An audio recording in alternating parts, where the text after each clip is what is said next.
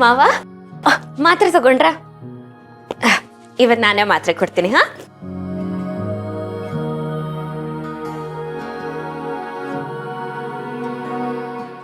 ಓಹೋ, ನಾನು ಯಾಕೆ ಇಷ್ಟು ಖುಷಿಯಾಗಿದ್ದೀನಿ ಅಂತ ಕೇಳ್ತಿದ್ದೀರಾ? ಮಾವ, ನಾಳೆ ನಡೀತಿರೋ ಪೂಜೆಯಲ್ಲಿ ಹಸ್ಬೆಂಡ್ ನನ್ನ ಜೊತೆ ಕೂತ್ಕೊಳ್ಳೋಕೆ ಒಪ್ಕೊಂಡ್ರು. ಮದುವೆ ಅಂತೂ ನಾವು ಅಂದ್ಕೊಂಡಿದ್ದಂಗೆ ಆಗಲಿಲ್ಲ. ಕೊನೆ ಪಕ್ಷ ಪೂಜೆ ಏನಾದರೂ ಆಗುತ್ತಲ್ವ, ಅದೇ ನಂಗೆ ಖುಷಿ. ತಗೊಳ್ಳಿ ಮಾತ್ರೆ. ಕೊಡ್ರಿ ಇಲ್ಲಿ. ನಿಮಗೆ ಹೇಳಿರ್ಲಿಲ್ವಾ, ಅಪ್ಪನ ಸೇವೆ ಮಾಡೋದೇನಿದ್ರು ದೀಪ ಅವ್ರ ಕೆಲಸ, ಅದನ್ನು ನೀವು ಮಾಡಂಗಿಲ್ಲ. ಅಲ್ಲ ಚಿರಾಗ್, ಈಗ ಅವ್ರು ನಂಗೆ ಮಾವ, ತಂದೆ ಸಮಾನ. ಇವ್ರ ಬಗ್ಗೆ ಕಾಳಜಿ ವಹಿಸೋದ್ರಲ್ಲಿ ಏನು ತಪ್ಪು? ತಪ್ಪನ ಬಗ್ಗೆ ನನಗೆ ಪಾಠ ಹೇಳಕ್ಕೆ ಬರಬೇಡಿ. ಕೊಡಿ ಇಲ್ಲಿ. ಅಲ್ಲ, ದೀಪ ಅವ್ರು ಮಾಡ್ತಿದ್ದ ಕೆಲಸ ಇವಾಗ ನೀವು ಮಾಡೋದು ತಪ್ಪಲ್ವಾ? ನನ್ನ ಹೆಂಡತಿ ಅವ್ರು ಮಾಡ್ತಿದ್ದ ಕೆಲಸ ನಾನು ಕಂಟಿನ್ಯೂ ಮಾಡಿದ್ರಲ್ಲಿ ತಪ್ಪೇನೂ ಇಲ್ಲ. ಚಿರಾಗ್, ನೀವು ಹೇಗೆ ದೀಪ ಅವ್ರಿಗೆ ಎಲ್ರ ಮುಂದೆ ತಾಳಿ ಕಟ್ಟಿದ್ರು, ನನಗೂ ಎಲ್ರ ಮುಂದೆ ತಾಳಿ ಕಟ್ಟಿದ್ದೀರಾ. ನಾನು ನಿಮ್ಮ ಹೆಂಡ್ತೀನಿ. ದೀಪಂಗೆ ಒಂದು ನ್ಯಾಯ, ದಿಶಂಗೆ ಒಂದು ನ್ಯಾಯನ? ತಾಳಿ ಕಟ್ಟಿದ ಮಾತ್ರಕ್ಕೆ ಹೆಂಡತಿ ಅನ್ಸ್ಕೊಂಬಿಡಲ್ಲ, ಮನಸ್ಸಿಗೆ ಅನ್ನಿಸ್ಬೇಕು. ಯಾವಾಗ ಅನ್ಸುತ್ತೆ? ಅದು ಈ ಜನ್ಮದಲ್ಲಿ ಅನ್ಸಲ್ಲ. ಆ ಮಡಿಪ ನೋಡಿ, ನಿಮ್ಮ ಮಾತಿಂದ ನನಗಿಂತ ಜಾಸ್ತಿ ಮಾವನೇ ಬೇಜಾರು ಮಾಡ್ಕೊಂಡಿದ್ದಾರೆ. ನಮ್ಮ ಅಪ್ಪ ಏನು ಅಂತ ನನಗೆ ಚೆನ್ನಾಗಿ ಗೊತ್ತು. ಸುಮ್ಮನೆ ಮಾತಿನ ಮಧ್ಯೆ ಚಾಟಿ ಬೀಸಕ್ಕೆ ಬರಬೇಡಿ. ನನ್ನ ಪರಿಸ್ಥಿತಿ ಏನು ಅಂತ ಅಪ್ಪಂಗೂ ಅರ್ಥ ಆಗುತ್ತೆ. ಆ ಮಾಡಿ.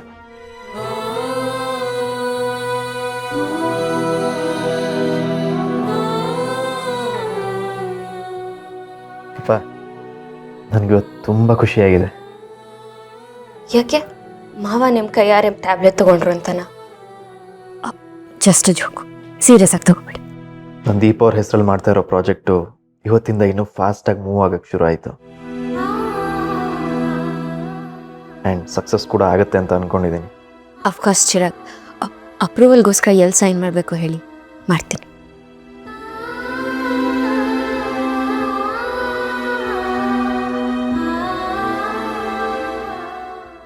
ನೋಡಿ, ನೀವು ನನ್ನ ಜೊತೆ ಪೂಜೆಯಲ್ಲಿ ಕೂರ್ತೀರಾ ಅಂದರೆ ಮಾತ್ರ ನಾನು ಇದನ್ನು ಸೈನ್ ಮಾಡ್ತೀನಿ. ಕೂರ್ತೀನಿ ಅಂತ ಹೇಳಿದ್ದೀನಲ್ಲ. ಮಾವ, ಇದಕ್ಕೆ ನೀವೇ ಸಾಕ್ಷಿ. ನಿಮ್ಮ ಮುಂದೆನೇ ಸೈನ್ ಮಾಡ್ತಿದ್ದೀನಿ.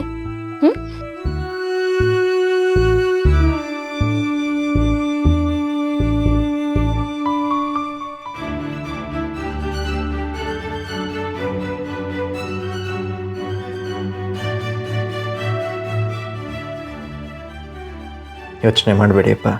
ನಾಳೆ ಪೂಜೆ ಯಾವುದೇ ಅಡೆತಡೆ ಇಲ್ಲದೆ ನಡೆಯುತ್ತೆ. ನಾನು ಪೂಜೆ ಕೂರ್ತೀನಿ.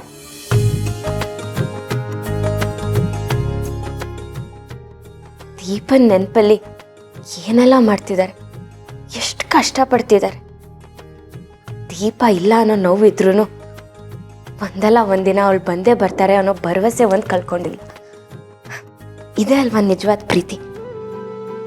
ಆದರೆ ಏನು ಮಾಡೋದು, ಹಸ್ಬೆಂಡ್ ನನ್ನನ್ನು ಇಷ್ಟು ಪ್ರೀತಿ ಮಾಡೋ ಸಮಯದಲ್ಲೇ ನಂಗೆ ಇಂಥ ಪರಿಸ್ಥಿತಿ ಬಂದಿರೋದು. ಮಾವ, ನೀವೇನು ತಲೆ ಕೆಡಿಸ್ಕೋಬೇಡಿ. ಇವತ್ತಲ್ಲ ನಾಳೆ ದಿಶಾ ಆಗಿ ನನ್ನ ಹಸ್ಬೆಂಡ್ ಮನಸ್ಸನ್ನ ಗೆದ್ದೆ ಗೆಲ್ತೀನಿ.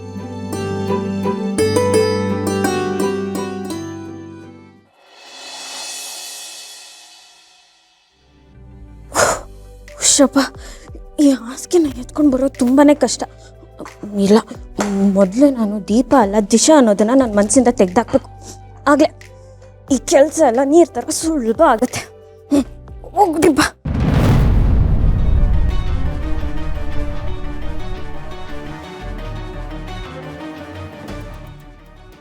ಏನಾದರೂ ಬೇಕಿತ್ತಾ ಸರ್? ನೀನು ನನ್ನ ಸರ್ ಅಂತ ಕರಿತಾ ಇದೀಯಾ? Why not? ಕರಿಬಾರ್ದಾ? ಅಲ್ಲ, ಈ ಮನೆ ಮಹಾರಾಣಿ ಸೌಂದರ್ಯ, ಅವಳನ್ನೇ ಮಿಸ್ ಸೌಂದರ್ಯ ಅಂತ ಹೆಸರಿಡಿದು ಕರಿಯೋಳು ನೀನು. ಈಗ ನನಗೆ ಮಾತ್ರ ಸರ್ ಅಂತ ಮರ್ಯಾದೆ ಕೊಡ್ತಿದ್ಯಲ್ಲ, ಯಾಕೆ ಅಂತ ಗೊತ್ತಾಗಲಿಲ್ಲ. ಅವ್ರನ್ನ ಹೆಸರಿಗೆ ಕರಿತೀನಿ ಅನ್ನೋ ಕಾರಣಕ್ಕೆ ಅವ್ರ ಮೇಲೆ ರೆಸ್ಪೆಕ್ಟ್ ಇಲ್ಲ ಅಂತ ಅನ್ಕೋಬೇಡಿ. ಅವ್ರು ನನ್ನ ಅತ್ತೆ ಸ್ಥಾನದಲ್ಲಿದ್ದಾರೆ. ಇವತ್ತು ನಾನು ಚಿರಾಗ್ ಅವ್ರನ್ನ ಮದುವೆ ಆಗಿದ್ದೀನಿ ಅಂದರೆ ಅದಕ್ಕೆ ಕಾರಣ ಅವರೇ. ಅಂಥವ್ರಿಗೆ ನಾನು ಮರ್ಯಾದೆ ಕೊಡದೆ ಇರ್ತೀನ?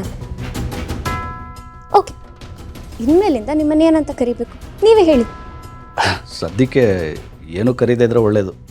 ಅದಿರಲಿ, ಈ ಹಾಸಿಗೆನ ಯಾಕೆ ಹೊತ್ಕೊಂಡು ಹೋಗ್ತಾ ಇದೆಯಾ ನೀನು? ಆಮೇಲೆ ನೀನು ದಿಶಾ ಥರ ಮಾತಾಡ್ತಾ ಇಲ್ಲ ಅಂತ ಅನಿಸುತ್ತೆ. ನಿನ್ನ ಬಿಹೇವಿಯರ್ ಎಲ್ಲ ಅಬ್ಸರ್ವ್ ಮಾಡಿದ್ರೆ. ಎಲ್ಲ ಟೈಮಲ್ಲೂ ಸ್ಟೈಲಿಶ್ ಆಗಿರೋಕ್ಕಾಗತ್ತಾ? ಹಾಗೆ ಮಾತಾಡೋಕ್ಕಾಗತ್ತಾ? ಇದನ್ನ ಚಿಕ್ಕ ಮಾವ ಎತ್ತಿಟ್ಬಿಟ್ಟಿದ್ರು. ಪಾಪ ನೆನ್ನೆ ಚಿರಾಗ್ ನೆಲದ ಮೇಲೇ ಮಲ್ಕೊಂಡ್ರು. ಅದಕ್ಕೆ ಇದು ಮೊದಲೆಲ್ಲಿತ್ತು ಅಂದರೆ ರೂಮಲ್ಲಿತ್ತು, ಅಲ್ಲೇ ಇಡೋಣ ಅಂತ ತೊಗೊಂಡು ಹೋಗ್ತಿದ್ದೀನಿ. ಚಿರಾಗ್ ಅವ್ರಿಗೆ ನನ್ನ ಜೊತೆ ಹೊಂದ್ಕೊಂಡು ಹೋಗೋಕ್ಕೆ ಒಂದು ಸ್ವಲ್ಪ ಟೈಮ್ ಬೇಕು. ಪ್ಲೀಸ್ ಈ ವಿಷಯನ ಯಾರಿಗೂ ಹೇಳ್ಬಿಡಿ. ಯಾ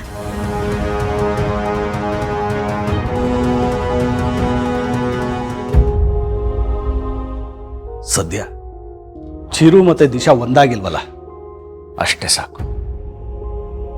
ಆದರೆ ಇವಳು ಮೊದಲಿದ್ದಿದ್ದ ದಿಶಾ ಥರ ಇಲ್ವಲ್ಲ.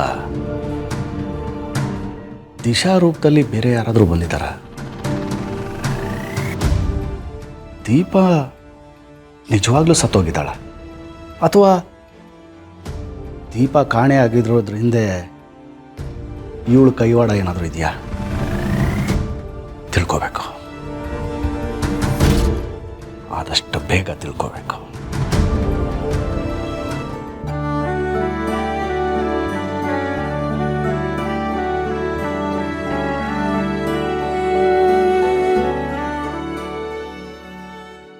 ಇದು ಹಾಸಿಗೆ ಯಾಕೆ ಅಂತ ಮನಸ್ಸಲ್ಲೇ ಯೋಚನೆ ಮಾಡ್ಕೋಬೇಡಿ.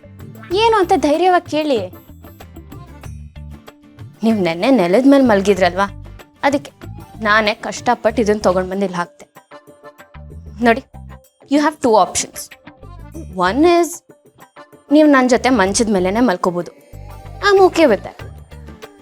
ದಿ ಸೆಕೆಂಡ್ ಆಪ್ಷನ್ ಈಸ್ ಇಲ್ಲಿ, ಅಂದರೆ ನೆಲದ ಮೇಲೆ ಮಲ್ಗೋದು ಬಿಟ್ಟು ಈ ಬೆಡ್ ಮೇಲಾದರೂ ಮಲ್ಕೊಳ್ಳಿ. ಈ ಹಾಸಿಗೆ ಇದೇ ರೂಮಲ್ಲಿ ಇತ್ತಲ್ಲ, ಇದು ಹೇಗೆ ಆಚೆ ಹೋಯ್ತು? ಇವರ ಇದನ್ನ ಆಚೆ ತಗೊಂಡೋಗಿ ಈಗ ತಂದಾಗ ನಾಟಕ ಮಾಡ್ತಾ ಇದಾರ ಕೇಳಿ ದೀಪ ಅವ್ರೆ? ಅಂಥ ಕರ್ಮ ನನಗೇನು ಬಂದಿಲ್ಲ ದೀಪ ಅವ್ರೆ. ಈ ಬೆಡ್ನ ಚಿಕ್ಕ ಮಾವ ಬೇಸ್ ಮಾಡಿಸಿದ್ದು. ಇಂಥ ಕಳ್ ಕೆಲಸ ಯಾಕೆ ಮಾಡಿದ್ರು ಅಂತ ಕೇಳಿ ದೀಪ ಅವ್ರೆ? ನೀವು ನನ್ನ ಪಕ್ಕನೇ ಮಲಗಬೇಕು ಅನ್ನೋ ಉದ್ದೇಶದಿಂದ ಪಾಪ ಆ ಥರ ಮಾಡಿದ್ರಪ್ಪ.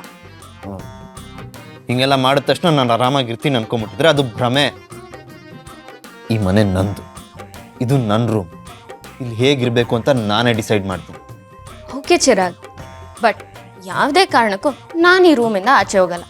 ಆ ಸತ್ಯನ ನೀವು ತಿಳ್ಕೊಂಡು ಆಗ ನಾನು ಹೋದರೆ ಮತ್ತೆ ನಿಮ್ಮತ್ತಿಗೆ ಮೊನ್ನೆ ಥರ ಮಳೆಲಿ ನಿಲ್ಲೋದು ನೆನೆಯೋದು ಎಲ್ಲ ಆಗುತ್ತೆ. ಯಾರ್ದು ಕೋಪ ಇನ್ಯಾರೋ ಮೇಲೆ ತೀರ್ಸ್ಕೊಳ್ಳೋದು ಇದೇನಾ ದೀಪ ಅವರೇ?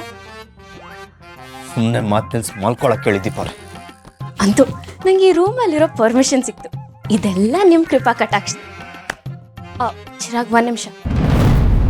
ನಾನು ನಿಮ್ಮ ಮನೆಗೆ ಬಂದಿರೋದು ನಿಮ್ಗಾಗ್ಲಿ ನಿಮ್ಮ ಮನೆಯವ್ರಿಗಾಗ್ಲಿ ಕೆಟ್ಟದ್ದು ಮಾಡೋಕ್ಕಲ್ಲ. ನಾವೆಲ್ಲರೂ ಖುಷಿಯಾಗಿರ್ಬೇಕು ಅನ್ನೋದೇ ನನ್ನ ಆಸೆ.